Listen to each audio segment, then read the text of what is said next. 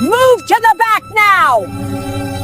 or I'll ask security to remove you. White woman calls security on black sisters, and moments later, the pilot grounds the flight in a way nobody saw coming, not even the woman who started it all. Those black girls don't belong up here. An elderly white woman's voice cut through the cabin of Southwest Airlines Flight 2847 to Atlanta like a knife through silk. They need to go to the back where they belong, or I want my money back for this disgusting inconvenience. The words hit 14-year-old Maya like a slap across the face, her hand instinctively reaching for her 12-year-old sister Amara's trembling fingers. This wasn't history. This wasn't something their grandmother told them about from the 1960s. This was happening right now, 30,000 feet above Georgia, in the year we're living in today. And if you think racism died with the civil rights movement, if you believe we've moved past the days of Rosa Parks and segregated buses, you need to understand something crucial. It didn't die, it just learned to wear different clothes,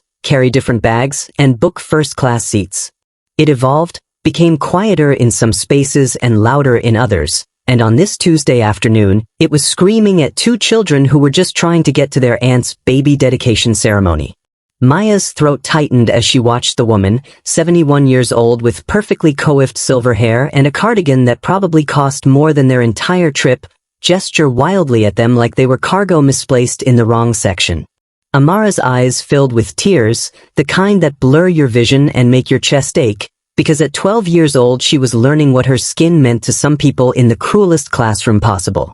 The girls had been reading quietly, Amara working on her math homework, Maya texting their mom that they'd boarded safely, when the stranger decided their presence was an offense worth reporting. Other passengers shifted uncomfortably in their seats, phones out, recording, some pretending to look away while their cameras captured everything, but not one voice rose in defense, not one person said stop, not one soul challenged the woman who was now demanding a flight attendant with the urgency of someone reporting a crime. Maya tried to speak, her voice barely a whisper. We're just going to see our baby cousin, but the woman spoke over her, dismissing her words like they were irrelevant noise. The flight attendant appeared, walkie-talkie in hand, and the woman pointed at the girls with a manicured finger. I want them moved or I want them off this plane, one or the other. I paid for a comfortable flight. Then the cockpit door opened, and the pilot stepped into the aisle, his face unreadable. If you've ever been made to feel like you don't belong somewhere because of the color of your skin,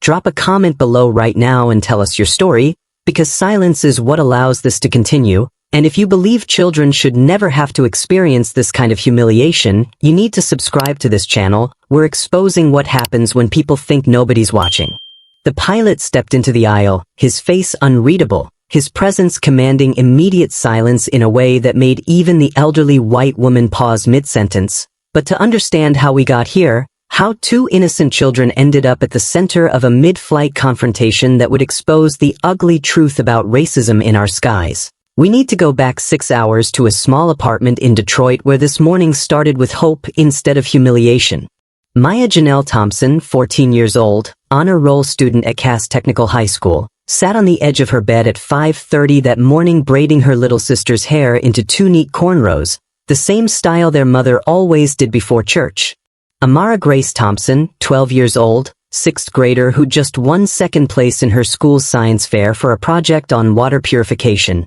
fidgeted with excitement because this was their first time flying alone, their first time being trusted with something this grown-up and important. Their Aunt Shanice, their mother's younger sister, had given birth to a baby boy exactly 1 month ago, and today was the dedication ceremony at Greater Faith Baptist Church in Atlanta, where family from 3 states would gather to welcome baby Marcus into the world with prayer and celebration. Their mother couldn't get time off work. She was a nurse at Detroit Medical Center pulling double shifts to keep their lights on and food on the table, but she'd saved for months to buy these tickets, to give her daughters this opportunity, to let them represent the family at something sacred. Maya had packed their small rolling suitcase the night before, folding their church dresses carefully between layers of tissue paper, tucking in the silver bracelet their grandmother gave them before she passed, the one engraved with the words, "Walk in Dignity," that felt like armor against a world that didn't always see their worth. Amara carried her backpack with snacks their mother packed,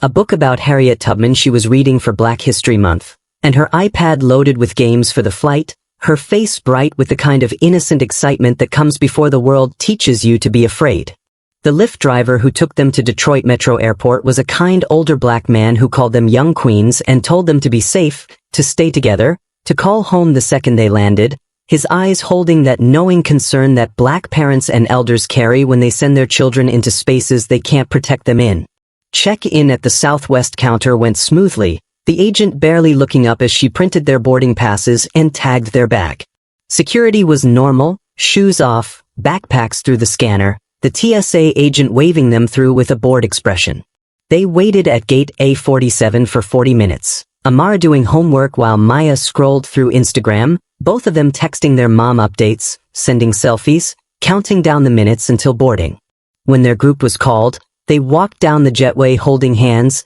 Amara practically skipping because everything felt like an adventure, like they were characters in a story about girls who got to do important things. The plane was a newer Boeing 737, the seats that signature blue and tan pattern, overhead bins already half full with carry-on bags and winter coats, even though it was only October. They found their seats in row 7, Maya taking the window so Amara could have easier bathroom access in the middle seat, the aisle seat still empty as other passengers filed past. The flight attendants were lovely at first. A young Latino man with kind eyes helped them stow their backpack overhead. A black woman with short natural hair and a bright smile asked if it was their first time flying alone and winked when they nodded nervously, telling them they were going to do just great. Other passengers settled around them, a businessman in row 6 who immediately put in earbuds and closed his eyes, a college-aged girl across the aisle scrolling through her phone, a family with a toddler a few rows back already dealing with a meltdown.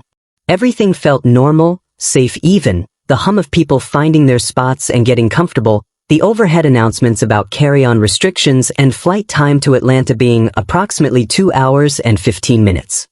Then she boarded, the elderly white woman with silver hair styled in that expensive way that requires weekly salon appointments, 71 years old with a burgundy cardigan over pressed slacks and a leather purse that probably cost more than their entire trip, her face settling into a frown the moment she saw Maya and Amara in row 7, right in front of her assigned seat in row 8. She stopped, stared, her eyes narrowing as she took in their brown skin, their neat clothing, their presence in seats she clearly felt they had no business occupying, and something shifted in the air, something the girls felt but couldn't name yet. She sat down heavily, yanking her seatbelt across her lap with more force than necessary, and when Amara turned around to smile politely the way their mother taught them, the woman looked away with disgust written across her face like they'd somehow contaminated her space. 20 minutes into the flight, after they'd reached cruising altitude and the seatbelt sign dinged off, Amara asked Maya quietly if she could have the ginger ale from their snack bag, and the woman behind them leaned forward and said in a voice just loud enough to carry, "Some people just don't know how to behave in public." Maya's hand found Amara's under the armrest, squeezing tight as the woman's voice behind them grew louder, no longer bothering to whisper or disguise her contempt behind polite language. And what happened next would reveal just how deeply racism still runs through the veins of everyday America. How it shows up not in burning crosses or segregated water fountains but in airplane seats and entitled rage from people who believe some bodies simply don't belong in certain spaces. They don't teach their children any manners, the woman said to the passenger next to her, loud enough that half the cabin could hear, her voice dripping with the kind of casual cruelty that comes from decades of unchallenged prejudice. Just look at them up there, taking up space like they own the place, probably never even paid for those seats themselves, probably some charity program or welfare voucher got them on this flight. Maya felt the words land like stones against her chest, each syllable a small violence that made her want to shrink, to disappear, to somehow take up less space in a seat her mother had worked overtime shifts to pay for. Amara's breathing changed beside her, that hitching sound that comes right before tears, and Maya turned to see her little sister's eyes filling up, her bottom lip trembling as she tried so hard to be brave, to not let the stranger's hatred break her the way it was clearly designed to. "It's disgusting really," the woman continued, her voice rising with each word like she was working herself into a righteous fury, "how they let these people sit wherever they want now, no standards anymore, no respect for passengers who actually deserve to be comfortable, who actually contribute to society instead of taking and demanding things they haven't earned. The businessman in row 6 shifted uncomfortably but kept his earbuds in, his eyes closed as if by not seeing he could avoid responsibility for what was happening 3 feet away from him. The college girl across the aisle glanced up from her phone, her face registering shock for just a moment before she looked away, back to her screen, choosing the comfort of disconnection over the discomfort of intervention. A middle-aged white couple 2 rows back met each other's eyes with concern but said nothing, their silence as loud as the woman's hatred, their inaction teaching Maya and Amara a lesson about who gets protected in this world and who gets left to fend for themselves. Amara's tears started falling then, silent and devastating, rolling down her round cheeks as she stared at the safety information card in the seat pocket, pretending to read it while her whole body trembled with the effort of not sobbing out loud. She was 12 years old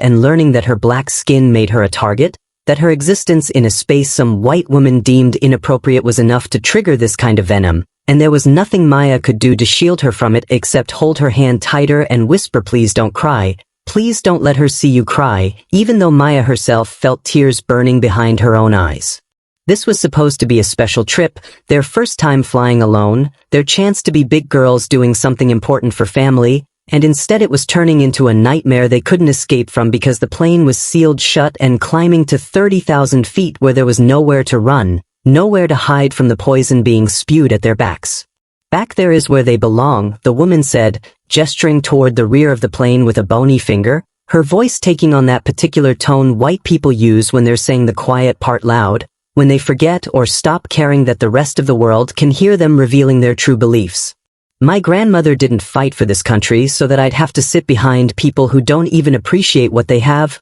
who don't know their place, who think they can just go anywhere and do anything without consequence." The word place landed like a slap, like a time machine back to 1955, like proof that the civil rights movement changed laws but couldn't change hearts, couldn't reach into the dark spaces where people harbor beliefs about who deserves dignity and who doesn't based on nothing but melanin and entitlement. Maya wanted to turn around, wanted to defend herself and her sister, wanted to list all the ways they'd earned their place on this flight, how their mothers saved money from every paycheck, how they were honor students and kind people and going to a church ceremony to celebrate new life. But her voice caught in her throat because what could she say that would penetrate this woman's certainty? What words could convince someone who'd already decided their humanity was worth less than her comfort? A flight attendant passed by pushing the beverage cart, noticed the tension but kept moving, offering drinks and pretzels as if everything was normal, as if 2 children weren't being verbally assaulted in row 7 while a plane full of adults chose complicity through silence.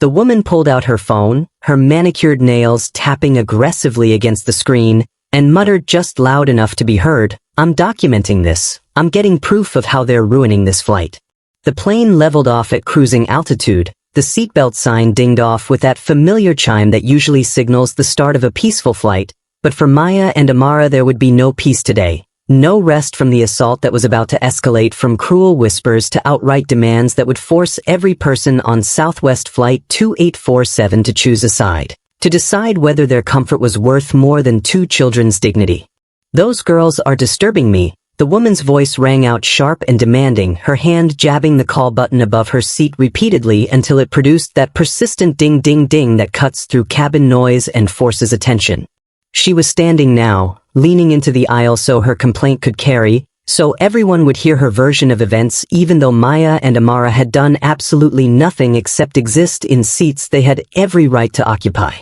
"They're being loud and disruptive and I paid good money for this flight. I paid for a comfortable experience and I'm not getting it with them sitting right in front of me, making noise and carrying on like they're at some kind of party instead of on an airplane where people expect decorum and respect." Maya's heart hammered against her ribs because the accusation was so absurdly false it felt like gaslighting, like being told the sky was green when she could clearly see it was blue, and beside her Amara had gone completely still, her math homework forgotten in her lap, her eyes wide with the kind of fear children get when they realize adults don't always tell the truth and sometimes the lies are designed specifically to hurt you. They hadn't been loud, they'd barely spoken above a whisper. Amara had been working on fractions and Maya had been reading a book on her phone, But facts didn't matter to this woman whose rage seemed to feed on their silence, whose determination to create a problem out of nothing was fueled by something much deeper and darker than any actual disturbance. A flight attendant appeared,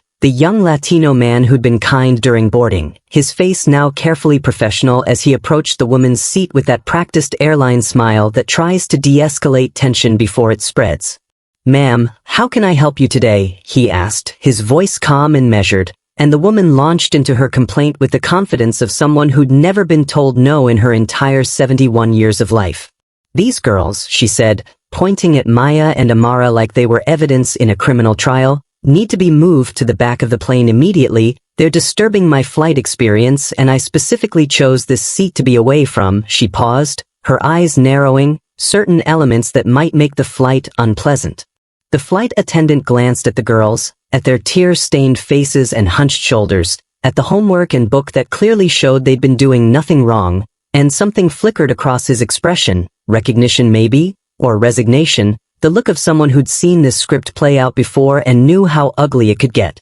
"Ma'am, those passengers are sitting in their assigned seats and they haven't violated any airline policies," he said carefully, his professionalism a thin shield against the absurdity of having to defend children from baseless accusations. "I'm happy to speak with you about your concerns, but moving passengers without cause isn't something we can do." The woman's face flushed red, her voice rising to a volume that made heads turn throughout the cabin, phones coming out to record what was clearly becoming a scene nobody could ignore anymore. "Then I want a refund," she declared, her words sharp as broken glass. "I want compensation for this inconvenience, for having to endure a substandard flight experience because you people don't know how to properly assign seating or maintain the kind of environment your paying customers expect. If you won't move them to where they belong, to the back where I don't have to look at them or deal with their presence, then I expect full reimbursement for my ticket plus damages for the distress this is causing me." Maya felt something break inside her chest, some fragile hope that maybe this would blow over, that maybe the woman would get tired and stop, and now she understood with crushing clarity that this wasn't going to end until someone with authority made it end, and she had no idea which way that authority would fall. Amara was crying openly now, her small shoulders shaking as she tried to muffle her sobs in her hands, and Maya wrapped an arm around her sister whispering, "It's okay. It's going to be okay." Lies that tasted bitter because nothing about this was okay, and Maya was 14 years old trying to be strong when she felt like falling apart herself. If you've ever watched injustice happen and stayed silent, if you've ever told yourself it wasn't your business when someone needed defending, subscribe to this channel right now because the next part of this story is going to show you exactly what your silence costs. And if you can't hit that subscribe button after watching children be terrorized, you're part of the problem. The woman crossed her arms, triumphant in her demands, while around her passengers filmed and whispered, but not one voice rose to say this is wrong. Stop this now. The young flight attendant stepped back, his jaw tight with the kind of tension that comes from wanting to do the right thing but being trapped by protocol and policy, and he spoke into his radio with quiet urgency, requesting backup as the woman's demands grew more aggressive, her sense of entitlement expanding to fill every inch of space around her like toxic gas that no one could escape from, least of all two terrified children who'd done nothing wrong except be born with skin that offended. A stranger's prejudices. "I want to speak to whoever is in charge of this flight right now," the woman announced, her voice carrying the authority of someone used to getting her way through sheer force of will and social position. "This is unacceptable. This is discrimination against me as a paying customer, and I will not sit here and be ignored while these girls continue to ruin my flight experience with their presence and their attitude and their complete lack of understanding about appropriate behavior in public spaces." She was rewriting reality in real time, creating a narrative where she was the victim and Maya and Amara were the aggressors, and the truly terrifying part was how easily that lie could take root in people's minds if they wanted to believe it, if believing it meant they didn't have to act, didn't have to get involved, didn't have to risk their own comfort for someone else's safety. 2 more flight attendants arrived, the black woman with natural hair who'd been so kind earlier and an older white woman with silver streaks in her pulled-back bun, both of them assessing the situation with experienced eyes that had probably seen versions of this drama play out 100 times before in 100 different configurations, but always with the same power dynamics, always with someone vulnerable being made to justify their existence to someone entitled. Ma'am, I'm the lead flight attendant on this aircraft, the older woman said, her voice professional but firm, and I need you to lower your voice and return to your seat so we can discuss this calmly without disturbing other passengers. The irony was so thick Maya almost laughed through her tears, that this woman who'd been screaming about disturbances for the past 10 minutes was now being asked to stop disturbing others, but the humor died quickly because nothing about this was funny, nothing about watching her little sister shake with fear and humiliation was anything except heartbreaking. Amara had pulled her knees up to her chest, making herself as small as possible in her seat, her face buried against her legs as silent sobs racked her small frame, and Maya kept one hand on her sister's back making small circles the way their mother did when they were scared, wishing desperately that their mom was here, that some adult who loved them could step between them and this hatred and make it stop. I will not calm down until this situation is resolved, the woman shot back, her finger pointing at Maya and Amara with such venom it felt like a physical weapon. Those girls do not belong in these seats, they need to be moved to the back of the aircraft where they won't be in my sight line, where I won't have to deal with their noise and their disruption. And if you refuse to accommodate a reasonable request from a long-time loyal customer, then I demand security meet this plane when we land, because I will be filing a formal complaint and pursuing legal action for the hostile environment you're forcing me to endure. The lead flight attendant's expression hardened, her professionalism cracking just enough to show the disgust underneath, and she said with careful precision, "Ma'am, those young ladies are sitting in their assigned seats and they have been quiet and well-behaved since boarding. I've observed them myself and they've done nothing that violates our passenger conduct policy. What you're describing as disturbance appears to be your personal discomfort with their presence, and that is not grounds for reassigning seating or removing passengers from a flight." The cabin had gone quiet except for the ambient hum of the engines, every conversation stopped, every passenger tuned into the confrontation unfolding in rows 7 and 8, phones held up recording from multiple angles, capturing evidence that would later go viral and force people to confront the reality that this kind of racism didn't die with Jim Crow, it just adapted, learned to speak in coded language about disruption and standards and belonging while meaning exactly what it had always meant, that black bodies were considered out of place in spaces white people claimed as their own. "You're going to regret this," the woman said, her voice dropping to something cold and threatening. "I know people, I have connections, and I will make sure everyone knows how this airline treats its valued customers, how you side with people who don't deserve to be here over those of us who've earned our place through years of loyalty and proper contribution to society." She pulled her phone out again, her fingers flying across the screen as she typed furiously, and Maya caught glimpses of words like complaint and lawsuit and unacceptable treatment, the woman building her case in real time, weaponizing her privilege against children who had no defense except the truth, which seemed to matter less and less as the minutes ticked by. "Ma'am, I'm going to need you to put your phone away and sit down," the lead flight attendant said, her patience clearly wearing thin, "or we will need to contact the captain about your disruptive behavior." The word disruptive coming from the flight attendant's mouth seemed to flip a switch in the woman's brain, her face contorting with outrage at the suggestion that she, a respectable 71-year-old white woman who'd probably never been called disruptive in her entire life, could be the problem instead of the 2 black children she'd decided were ruining her flight. And what happened next would push the situation past the point of no return, past the place where anyone could pretend this was just a misunderstanding or a personality conflict instead of what it really was, raw, unfiltered racism playing out at 30,000 feet with nowhere for its victims to escape. "I am not being disruptive," the woman shrieked, her voice cracking with indignation as she stood fully now, blocking the aisle with her body and her fury. "I am being discriminated against by an airline that cares more about political correctness than customer service, that would rather coddle people who don't appreciate what they have than protect loyal passengers who deserve basic respect and comfort." She was fully committed to her delusion now, fully invested in a reality where she was the wronged party, where her demand to have children moved based solely on their skin color was somehow reasonable and their presence in seats they'd paid for was the real violation. "I want those girls removed from this flight immediately," she continued, her hand gripping the seat back in front of her for emphasis. "Or I want security waiting when we land to escort them off this plane. One or the other, I don't care which, but I will not spend another minute on this aircraft with them sitting there like they have some kind of right to be in my space."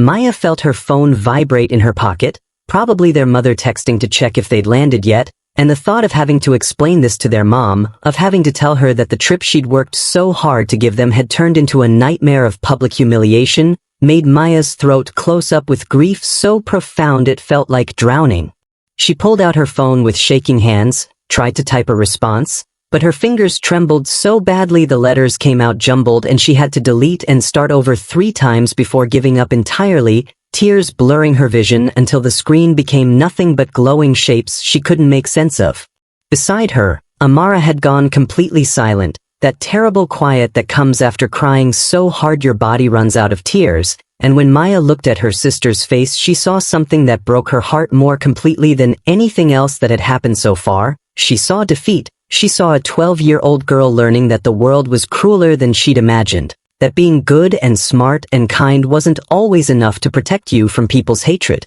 The passengers around them had their phones out filming from every angle, recording this woman's meltdown and these children's suffering with the detached interest of people watching a reality show instead of a real crisis happening to real people who would carry this trauma long after the cameras stopped rolling. A man in a business suit 2 rows up had the audacity to shake his head and smile slightly, as if this was entertaining rather than devastating, as if the systematic dehumanization of black children was content to be consumed rather than injustice to be stopped. The young family in the back, the white parents with their blonde toddler, whispered to each other with concerned faces but made no move to speak up, to add their voices to the defense of 2 girls who desperately needed someone, anyone, to say this is wrong, we see you, you don't deserve this. Ma'am, the lead flight attendant said with forced calm that was clearly costing her significant effort, I understand you're upset but you need to return to your seat immediately. You're creating a safety hazard by standing in the aisle and if you continue to refuse crew member instructions we will have no choice but to involve the captain and potentially divert this flight.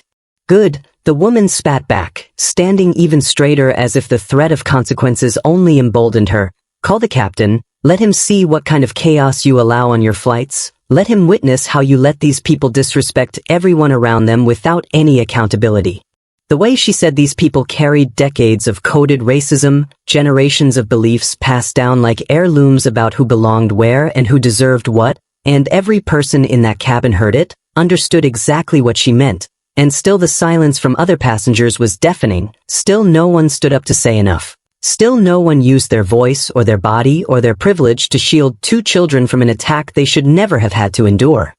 The black flight attendant caught Maya's eye for just a second, and in that brief connection Maya saw recognition, saw someone who knew exactly what this felt like because she'd probably lived versions of it herself. And there was compassion there but also helplessness because even the crew members seemed unsure how to handle a situation that was spiraling beyond standard protocol into territory that required moral courage more than policy compliance. The lead flight attendant lifted her radio to her mouth, her face grim with the knowledge that this was about to get much bigger, and spoke clearly into the receiver, requesting immediate contact with the captain, her words setting in motion events that would change everything about this flight. The captain's voice came through the intercom system with the kind of authority that cuts through chaos and commands immediate attention. Ladies and gentlemen, this is your captain speaking. Due to a passenger disturbance, we are going to be making an unscheduled landing at the nearest suitable airport. Please remain seated with your seatbelts fastened as we begin our descent. And the collective gasp that went through the cabin was followed by confused murmuring and angry glances directed at row 8 at the woman who'd caused this disruption. Though some of those glances landed on Maya and Amara too, because even now, even with the obvious villain clearly identified, some passengers were willing to blame 2 black children for the crime of being targeted by racism. Maya felt the plane bank left, felt the shift in altitude as they began descending thousands of feet earlier than planned, and the reality of what was happening crashed over her with suffocating weight. They were grounding an entire flight because of this woman's hatred, because she couldn't tolerate sitting near 2 black girls for 2 hours, and now 143 passengers were being inconvenienced, delayed, possibly missing connections and important appointments, and Maya knew,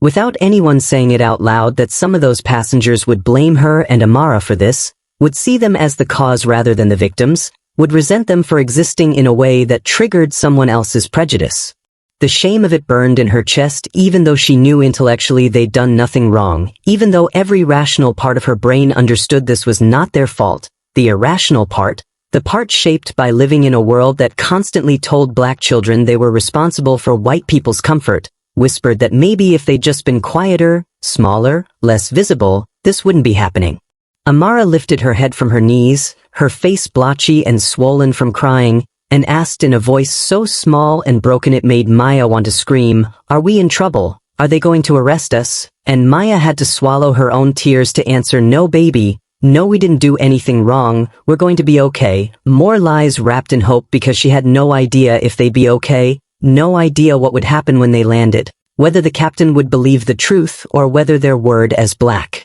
children would count for less than this white woman's accusations the way it so often did in situations like this. The cockpit door opened and the captain emerged, a white man in his 50s with graying hair and the kind of weathered face that suggested decades of flying, his uniform crisp and authoritative, his expression unreadable as he walked down the aisle toward the epicenter of the conflict, and every eye in the cabin followed his progress, phones still recording, capturing this moment that would later be dissected and debated across social media platforms and news channels and dinner tables across America. He stopped at row 8, looked at the elderly woman still standing in defiance, then looked at Maya and Amara huddled together in row 7, two children who looked exactly like what they were, terrified and traumatized and desperately wishing they were anywhere else. "Ma'am," the captain said, his voice carrying that measured tone pilots use when they need compliance without argument, "I'm Captain Reynolds and I need to understand what's happening on my aircraft that required us to divert from our flight path. Can you explain your complaint to me directly?" The woman straightened, clearly believing she'd finally found someone who would take her side, someone with enough authority to give her what she wanted, and she launched into her version of events with renewed energy. "Captain, thank you for intervening. I've been trying to get someone to address the fact that these girls have been disturbing my flight from the moment they boarded. They've been loud and disrespectful, and when I asked the flight attendants to move them to more appropriate seating they refused and then accused me of being disruptive when all I did was advocate for the comfortable flight experience I paid for." Captain Reynolds' expression didn't change, but something shifted in his eyes, a hardening that suggested he'd heard enough lies in his career to recognize another one, and he turned to the lead flight attendant who'd been standing by waiting for this moment. "Is that an accurate description of what occurred?" he asked, and she shook her head with conviction. "No, sir, those young ladies in row 7 have been model passengers, quiet and well-behaved, they've been reading and doing homework,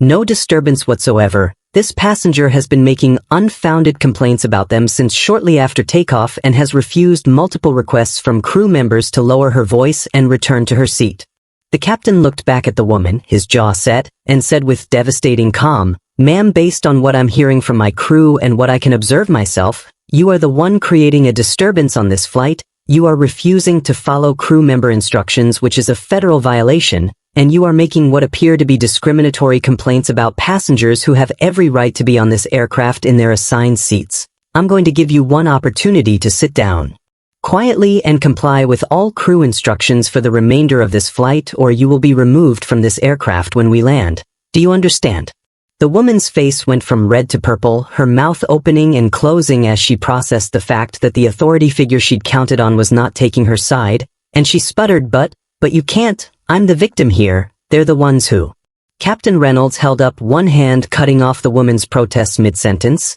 his authority absolute in a way that left no room for negotiation or debate. "Ma'am, I'm not interested in your version of victimhood. What I'm interested in is the safety and dignity of every passenger on this aircraft, including those two young ladies you've been terrorizing for the past hour, and right now you are the only threat to either of those things. So I'm going to ask you one final time to sit down and remain silent or face immediate removal. The choice is entirely yours, but you need to make it in the next 10 seconds. The plane was descending steadily now, the pressure change making ears pop throughout the cabin, the ground coming up to meet them faster than anyone had anticipated when they boarded back in Detroit with plans to land in Atlanta, and through the windows passengers could see they were approaching what looked like a regional airport, smaller than their intended destination. The kind of place that probably didn't see wide-body jets very often and certainly didn't expect to handle an emergency diversion on a Tuesday afternoon. The woman looked around as if searching for allies, for someone to validate her position or defend her right to demand that black children be moved to the back of the plane like it was 1955 instead of 2025, but what she found instead were faces turned away, people suddenly very interested in their phones or the safety card or anything except meeting her desperate gaze. Because now that authority had declared her wrong, now that the captain himself had named her behavior as the problem, the same. Passengers who'd filmed and whispered and stayed silent when she was attacking two children suddenly wanted nothing to do with her.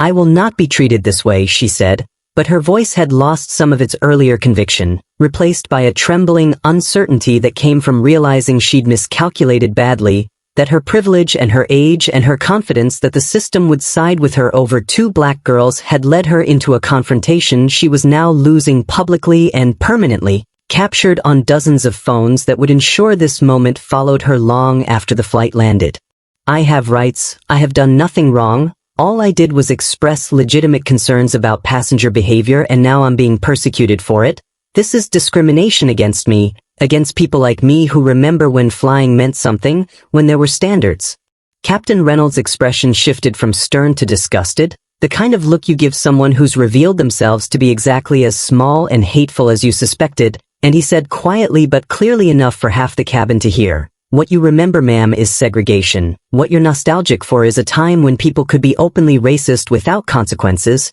and that time is over, it's been over, and it will never come back no matter how much you wish it would." The landing gear deployed with a mechanical whir and thump, the plane dropping lower, the seatbelt signs still illuminated as they approached the runway at whatever small airport had agreed to take them in, and the woman finally sat down, her face crumpling as the reality of her situation penetrated the armor of her entitlement. But sitting down wasn't enough anymore. The damage was done, the federal violation complete, and as the wheels touched tarmac with a slight bounce and the engines reversed to slow their speed, Captain Reynolds spoke into his radio requesting ground security meet the aircraft at the gate, his words sealing the woman's fate in a way that felt both satisfying and somehow insufficient given what Maya and Amara had endured. The plane taxied to a remote stand away from the main terminal, and through the window Maya could see two police officers and what looked like airport security waiting on the tarmac, their presence making everything suddenly more real, more official, proof that this wasn't just going to end with harsh words and hurt feelings but with actual consequences for the woman who'd caused it all. Maya felt Amara's hand gripping hers so tight it hurt, her little sister's whole body rigid with fear because they'd grown up black in America and they knew that police and security didn't always mean safety, didn't always mean protection. Sometimes it meant danger, especially when you were the only black faces in a situation gone wrong. And even though intellectually Maya understood the captain had called them for the woman, even though she'd heard him say clearly that the woman was the problem, some deep survival instinct made her afraid anyway. What if the officers didn't believe the captain? What if they saw two black girls and one elderly white woman and made assumptions based on who looked more threatening regardless of the facts? What if this whole thing somehow got twisted around until they were the ones being questioned or searched or worse? The plane came to a complete stop, the engine noise dying down to leave an eerie quiet broken only by nervous whispers throughout the cabin, and Captain Reynolds stood in the aisle waiting as the forward door opened and the officers boarded, their uniforms and badges and serious expressions filling the space with intention that made it hard to breathe. One of them, a black officer in his 40s with kind eyes that immediately found Maya and Amara and softened with recognition of what they'd been through, approached the captain first, speaking in low tones that didn't carry but involved a lot of head nodding and gestures toward row 8 where the woman sat rigid and pale, her earlier bravado completely evaporated now that she faced real authority that wasn't going to coddle her prejudice. "Ma'am," the officer said, approaching her seat with his partner, a white woman who looked equally unimpressed by whatever the captain had told them, "we need you to gather your belongings and come with us. You're being removed from this aircraft and will be detained pending further investigation into your conduct." And the woman opened her mouth to protest, but the officer held up a hand. "Anything you say can be used against you, so I'd suggest you stay quiet and cooperate." The woman stood slowly, her movements stiff with humiliation and disbelief, her hands fumbling with the overhead bin as she retrieved her expensive leather bag, and as the officers escorted her down the aisle toward the exit, every passenger she passed avoided her eyes. The same people who'd watched in silence while she tormented 2 children now turning away as if her shame might be contagious, as if by not looking they could pretend they hadn't been complicit in their silence. She stumbled once near row 3, caught herself on a seat back, and for just a moment her eyes met Maya's across the rows of passengers, and what Maya saw there wasn't remorse or understanding but raw resentment, anger that she was the one being punished, that the natural order she believed in had been disrupted, that consequences had found her when she'd expected validation. The cabin door closed behind her and the officers with a heavy thunk that seemed to release the tension everyone had been holding, and suddenly the plane erupted in scattered applause, some passengers clapping enthusiastically as if they'd been rooting for this outcome all along, as if they hadn't spent the last hour filming and watching and doing absolutely nothing while 2 children suffered. Maya felt sick at the sound of it, at the hypocrisy of people celebrating justice they'd done nothing to create, nothing to support when it would have cost them something, when speaking up might have made them uncomfortable or marked them as troublemakers or forced them to take a side before authority told them which side was safe. Captain Reynolds walked back to row 7, crouched down in the aisle so he was eye level with Maya and Amara, his face gentle now in a way it hadn't been with the woman, and he said in a voice meant only for them, "I am so deeply sorry for what you experienced on my aircraft. No one should ever be treated that way, and especially not children traveling alone who trusted us to keep them safe." Amara burst into fresh tears at his kindness, the dam breaking now that someone with power had finally acknowledged their pain, finally said out loud that what happened to them was wrong, and she sobbed into her hands while Maya tried to comfort her even though Maya's own tears were falling freely now too, all the fear and humiliation and grief of the past hour pouring out in a way they couldn't contain anymore. The flight attendants appeared with tissues and cups of water, the black woman with natural hair kneeling beside Amara and saying, "Baby, I see you. I know what this is. You did nothing wrong. Nothing," her voice thick with emotion that suggested she'd lived her own versions of this story, carried her own scars from a world that treated black bodies as problems to be managed rather than people to be protected. Other flight attendants hovered nearby looking uncomfortable and sad, and Maya wondered if they felt guilty for not intervening sooner, for following protocol instead of moral conviction, for waiting until a captain told them it was okay to defend 2 children who'd needed defending from the moment that woman opened her hateful mouth. "We're going to get you to Atlanta," Captain Reynolds continued. "We're refueling here and filing a new flight plan, should have you there in about 2 hours, and I've already contacted your family to let them know about the delay and that you're safe." Maya's phone buzzed then, their mother calling, and when Maya answered she could barely get words out through her crying, could barely explain what happened before their mom was crying too, her voice breaking as she said, "I'm so sorry, baby. I'm so sorry I wasn't there. I should have been there." The guilt of a mother who'd sent her daughters into a world she knew was dangerous and had her worst fears confirmed in the cruelest way possible.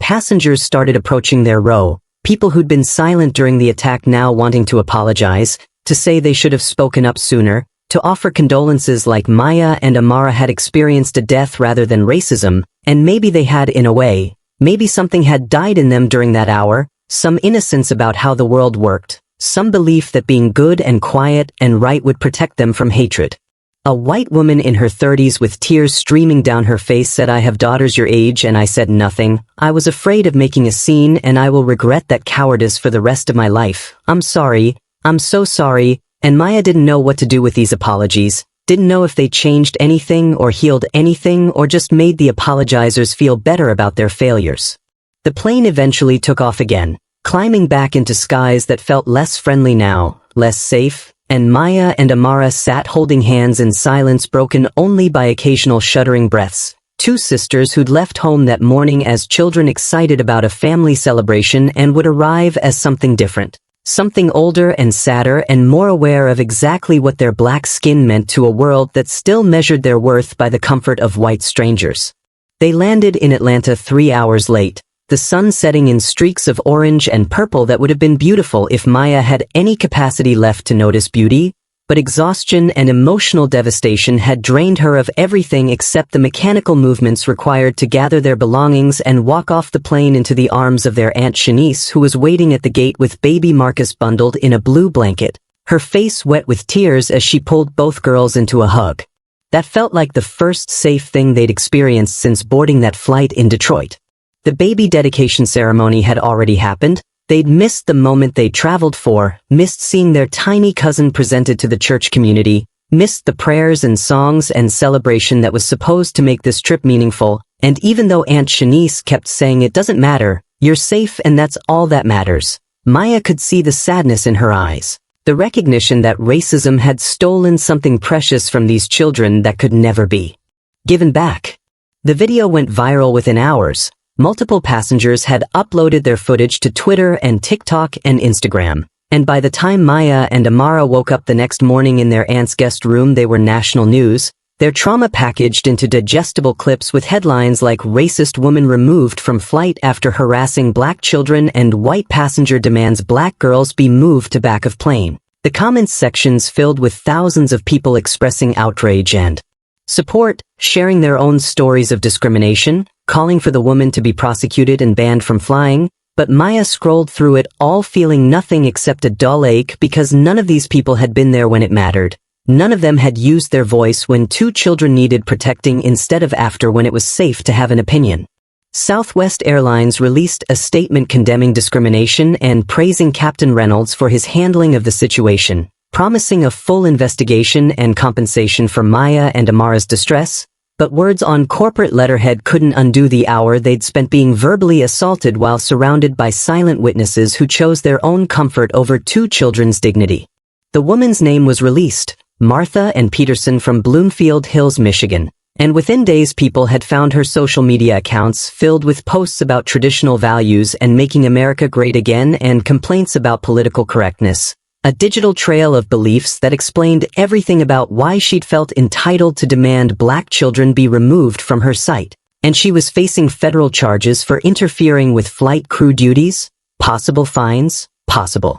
jail time, justice served in a legal sense but justice that came too late to prevent the harm. Maya and Amara did eventually get to hold baby Marcus, did eventually participate in a small private blessing at their aunt's house with just family present. And when the pastor asked them to speak about what they hoped for their cousin's life, Maya found herself saying, "I hope he grows up in a world where his skin doesn't make him a target, where people see his humanity before they see his color, where he can sit anywhere he wants without someone deciding he doesn't belong there," and her voice cracked on the last words because she knew that world didn't exist yet, might not exist for a long time, maybe not in Marcus's lifetime or her own. If this story made you angry, if it broke your heart, if you recognized yourself in those silent passengers and felt the shame of inaction, then subscribe to this channel and commit to being different next time. Commit to speaking up when you see injustice instead of filming it. Commit to using whatever privilege you have to protect people who need protecting,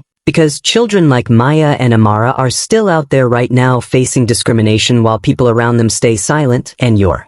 comfort is not worth more than their safety. Your convenience is not worth more than their dignity. The woman faced consequences, but the trauma remained. Justice was served, but innocence was lost. And two sisters learned a lesson they never should have needed to learn about how the world sees them and what they'll have to endure simply for existing while black.